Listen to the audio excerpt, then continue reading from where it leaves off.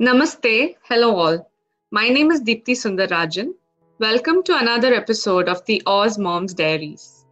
Food plays a major part in all our lives. We pray to Goddess Annapurna before eating a meal. Anna means food and Purna means complete. Annapurna, therefore, signifies complete nourishment to the body, to the mind, and to the soul. Many of us are very passionate about eating good food, but most of us love to eat good food cooked by somebody. There are some people who love the creation of it, the process of it, serving people. And very few people who are very passionate about this aspect. Today, our Ozmom guest is of the latter category.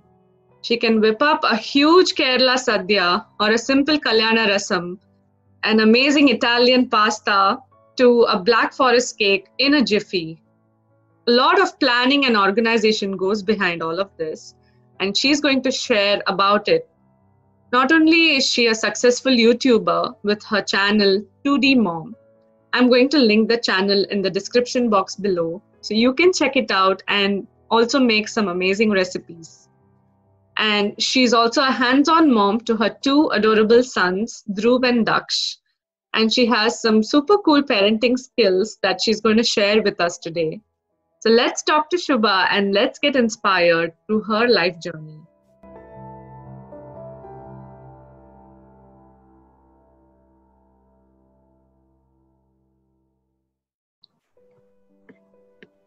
Hi Shubha, Hi Deepthi, how are you doing? I'm doing great, thank you. How are you? I'm good. Good to have you here on the Oz Moms Diaries. Thank you so much. I'm so happy to be here talking to you today. Great. So Shubha, let's talk about a lot of food today. Of course, I'm so happy to do that. Yeah. And so let's start right at the beginning. You grew up in God's own country, Kerala. And Yes. when I hear Kerala, I think about fresh spices, fresh produce, coconut, mango, jackfruit. So, how was it growing up amidst all of this, and what are your childhood memories of food? When you say jackfruit mango, I'm really tempted to eat it now. So yes, like you said, everything is in abundance in Wayanad. Jackfruit, mango, all fresh vegetables, fruits, spices, everything is in abundance. About how was it at home? Like your the memories with your mother's cooking, your grandmother's cooking. Did you grow food at home, like produce at home? How was it? So it's like Amma gets up in the morning, goes to the backyard and sees what is fresh, what is available. If it's a pumpkin, she used to make that and make some edisheri out of it. If it's some spinach, she used to make kut out of it. So it's like farm to fresh kind of thing. Every Wow. day we get fresh vegetables, fresh fruits, everything fresh. Fresh coconut, fresh spices. Wow, that's amazing, Shubha. And I wish I could have that experience right now. Yeah, I So, miss that. yeah, I know. So, after your childhood and when you grew up, you moved to Bangalore then, right? So, how was it Yeah. moving to a city, and how was the food scene there? Tell us about that. It was totally different. Like I did all my schooling, engineering, everything in Kerala, and moving to a city, it was totally a different experience for me. So when we talk about food, in Wayanad, what we used to get was very local and seasonal thing. Right. For example, the custard apple we get in Wayanad, it used to be like this big. And when I Wow. moved to Bangalore, then when I went on fruit shopping, I saw custard apple that's this small. I was like wondering, it tasted different too. Yeah. So totally different. We say in India, but typically two different states will have like two different taste of fruit itself. Definitely. Yeah. And how was it moving out of India? How did you start experimenting with cooking and food? I think the major change came in the baking part. Right. So back in Bangalore, I didn't have a proper oven, but Mm-hmm. I love baking.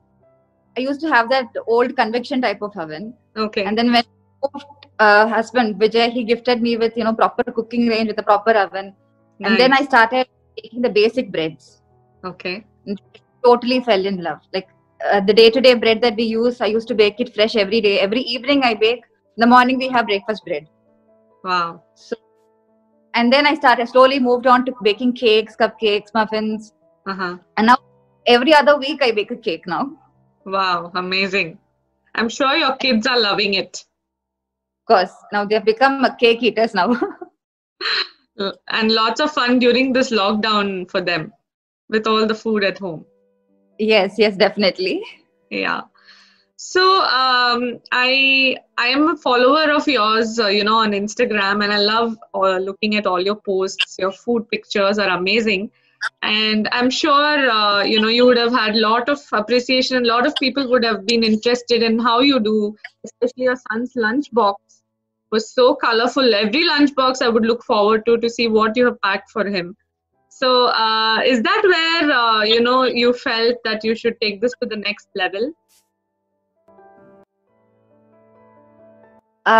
Yeah, so whenever I post a meal picture or something special in Dhruv's lunchbox, people used to message me asking for the recipe. Right. And then to share them like a DM. And then when I get the request for the same recipe, I thought, why not the highlight post so that people can refer to it later. Right. And people started asking me, why don't you start a blog or why don't you start a YouTube channel? I thought it was too much for me. I can't take it. And Vijay used to push me a lot. You can do it. Why don't you try a blog? Why don't you try starting a YouTube channel? Right. I started overnight. Like suddenly, my cousin was here for vacation, and then he also kind of helped me in starting this YouTube channel. Like overnight, we started it. Amazing. Nothing planned, nothing behind that. We just started it overnight. Yeah, and sometimes it works like that. Things that you do in a very planned manner may not work, but sometimes things you start just like that just clicks. Yes. Very nice. So was it easy starting the YouTube channel? Because I know there's a lot of work that goes behind it. Yeah, honestly, starting a YouTube channel is fairly simple. You'll be all excited to shoot video, to edit it, to post it. You see the subscriber counts coming from 1 to 10, 10 to 50. It's all happiness. Correct. But the challenging part comes, you have to maintain it. You have to make sure every subsequent videos you improve some improvement should be there, and engaging the audience. Yeah. So a lot of factors. Right. So I think a simple and maintaining needs sort of effort and commitment towards it.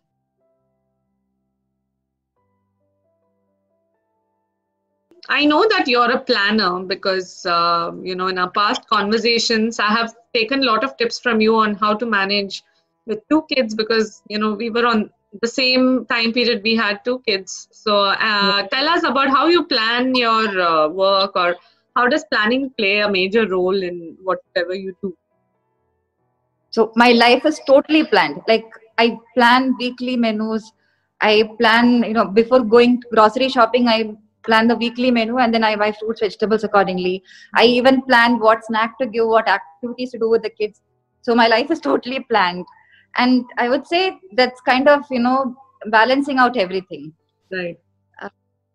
Yeah. So is that how you get more from your 24 hours? By planning? Yeah, so what I typically do is every night I plan, okay, I wake up at 6 o'clock, by 7:30 my breakfast and lunch would be done. And then from 7:30 to 8, I take the kids down for a walk, and then from 8 to 9 I play with them. 9 to 10 I shoot. So if I go into that plan, everything will be sorted. Right. So planning is a key for everything. Right. That I agree. But what happens when your plan doesn't go as per the plan? If things don't work out, then many people get stressed. Oh my God, like I couldn't do this or I couldn't do that. How do you deal with situations? Okay, plan B. Yes, I always keep that as well. Nice. No, so I adjust it somewhere. Okay, so I prioritize things. So if something doesn't happen in the planned time, I just okay, this is not important, so let's do it some other time, and then I prioritize it like that. That's amazing. And the other thing I wanted to ask you was, which I have also asked the other moms, there's a notion that everything is picture perfect, and we portray on social media as if everything is a bed of roses. But motherhood is not that easy, and running a YouTube channel with kids around is not an easy task.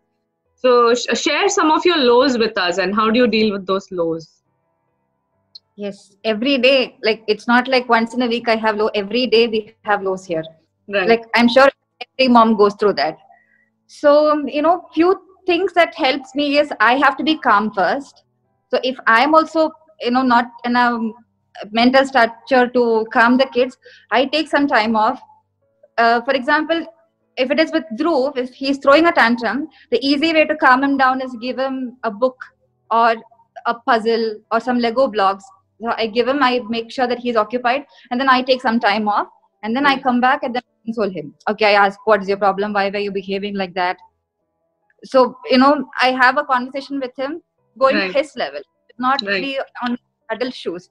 I will wear the kid's shoe and then I will talk to him. I'll understand what his feelings are first, and then I try to tackle it. Right. That's a very good tip, because I think when you acknowledge that the kid is upset, or when you acknowledge their feelings, then they feel respected and they want to share with you their feelings, and they calm down easily because of that. So that is a great tip for us to remember. And how do you motivate yourself to go the extra mile with your passion, because you don't take a backseat and say, okay, who's going to do all this? You just motivate yourself to do things. How do you do that? Like you said, passion comes out of love, Right. So I feel you don't require an external push or something to motivate you. You're already motivated. Right. So you find somehow some way to take it up. Right. I don't think you need extra push for that. Right. So when you do something that you love, it automatically pushes you to do more in that area. Find time for that. Exactly. Awesome, Shubha. So we have already spoken a little bit about your kids, but tell us about your journey as a mother. How was it when you first became a mother, and how was your journey as a mother so far with 2 kids? Yeah, motherhood, it's really a difficult thing to summarize as is. Thing that we are raising kids, but for me I think everything is a learning experience. We learn a lot from kids. Right. So one thing is very smooth, beautiful, kids listen to you, everything, love everywhere, but the very next day you'll feel like smashing your head and run the kid. Right. But I think altogether it's a very pleasure. It gives you very much pleasure to see the kids grow up beautifully. Definitely. Yeah. Awesome. So, Shubha, you do some unique things when it comes to parenting, which has made your life easier. So, tell us about some of those things that you do. The thing that has helped me a lot is baby wearing. Okay.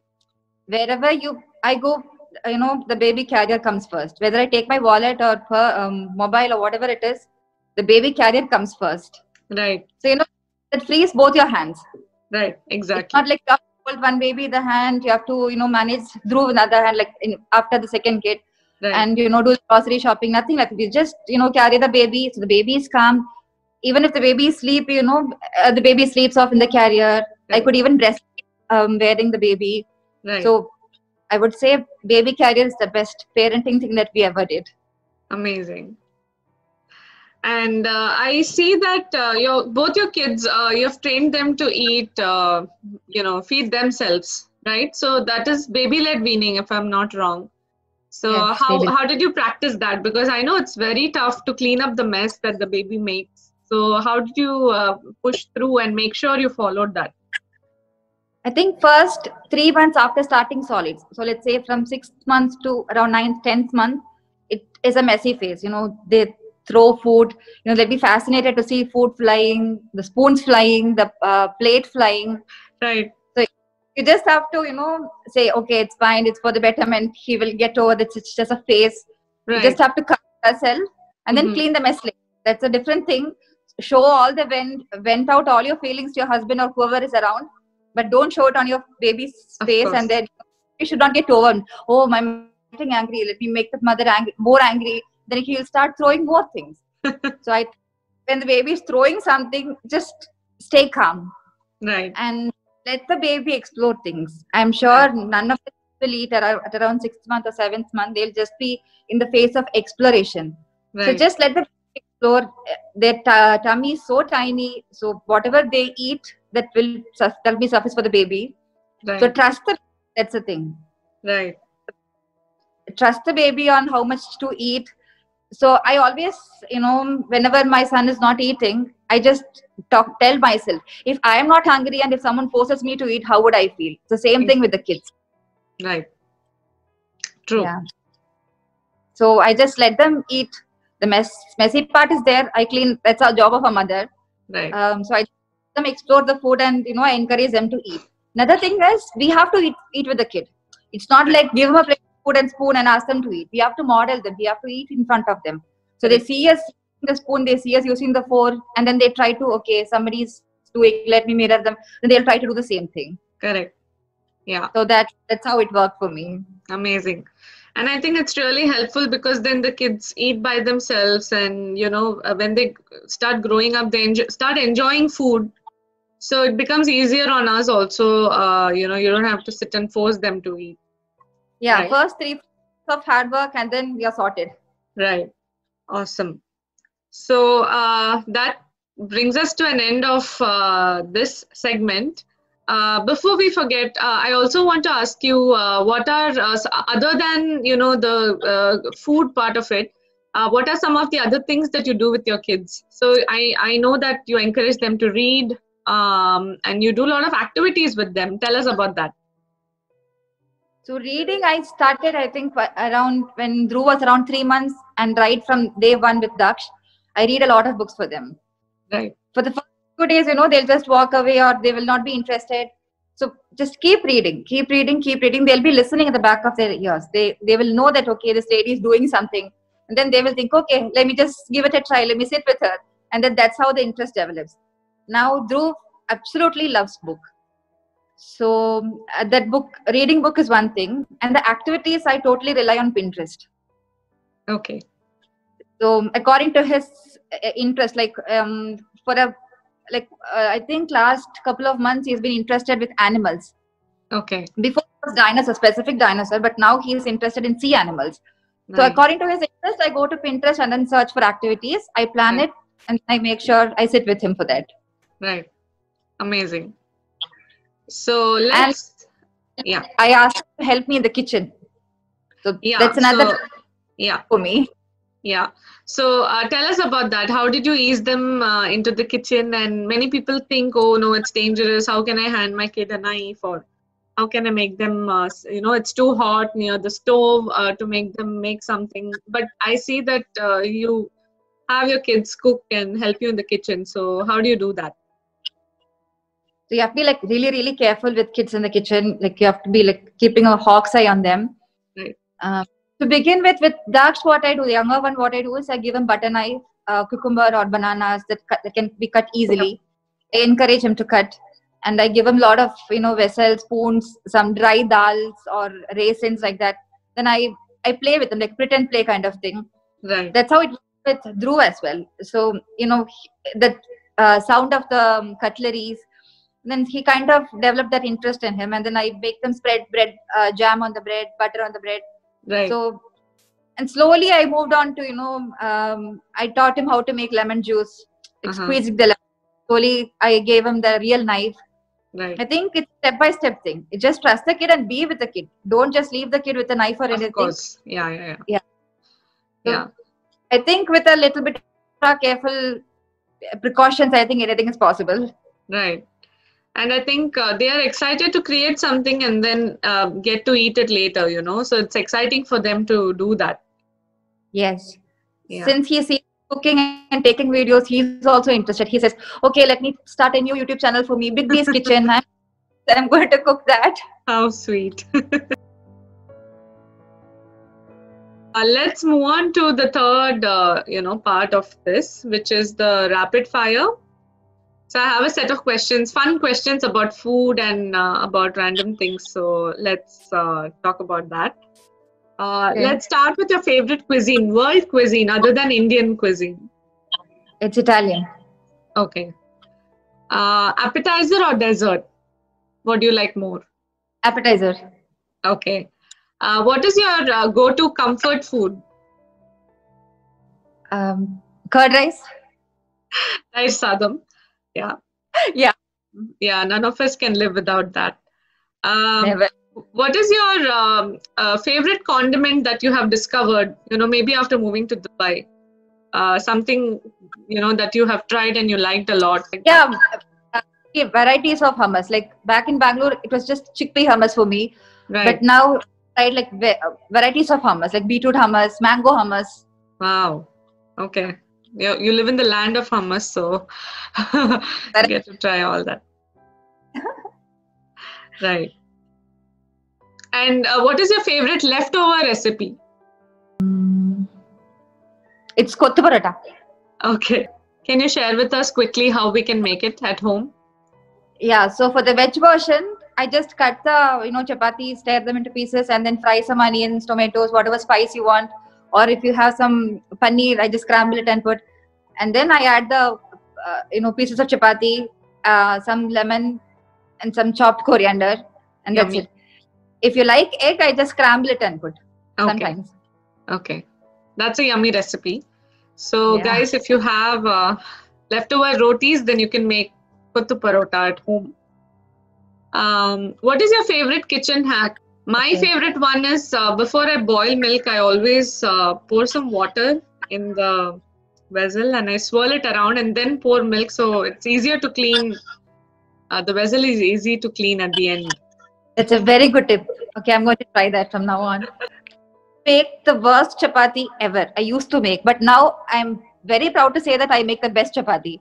So the trick that worked is adding like really hot water, but you have to be very careful. If you add a lot of water, you will end up with a gooey mess.